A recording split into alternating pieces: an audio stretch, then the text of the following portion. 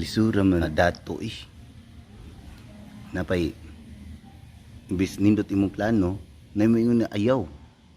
no ang kulang daan ni ingon na eskwela ko no eskwela aron mo senso niya na stable job pero putos na silang utang no, gani imulam gito siya na ako tatong impuhunan dayon si Lolo po ingon si Lolo nga kontento lang ko no dili mangandoy og dako dayon si Lolo ni pustag luto niya kay ganahan siya madato mama po di ko no maminaw sa uban magpuyo ko no matug unya kung matug ko masuko wa ko planos kinabuhi basin mga sayop nga tao kung kiistorya no syempre ngutana ko nila kung saon nga ganahan ko madato nya sila wa man nadato mangita og tao nga kanang dato gid nga nadato siya nga iyahang paningkamot ang nakapadato niya nya basin pwede na ako mabuhat ang iyang gibuhat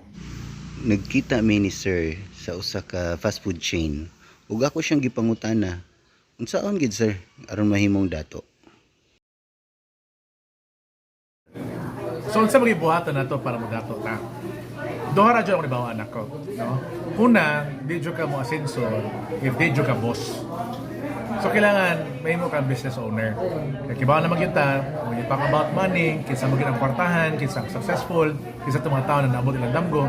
mo ni mga tao na nag-business dili kay siya enticing kay syempre mas grabe ang challenges mas grabe sacrifice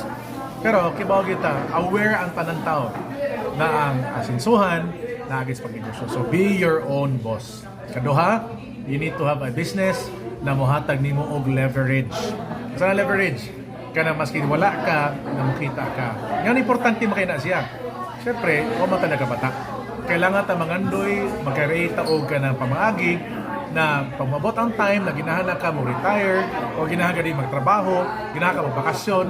walay problema because nagdagan ang imong negosyo, nagdagan ang assets nimo na maski wala ka, mukita ka. And mo ginay sikreto sa mga taong asinsado. inanaon din ano murag lisod man to yung gisulti pero salamat kayo kay akong gingnan na to karon nakasabot na ko nganong pobre ko kay lahi gid ang buhaton sa mga dato lisod to pero lisod na mo ko daan anak daw ko lisod suwayan to na ako wa may mawa na ako kung ako tong suwayan pobre na mo ko daan. At tangin ninyo, unsay mga sunod mahitabo sa kinabuhi ni Don Don.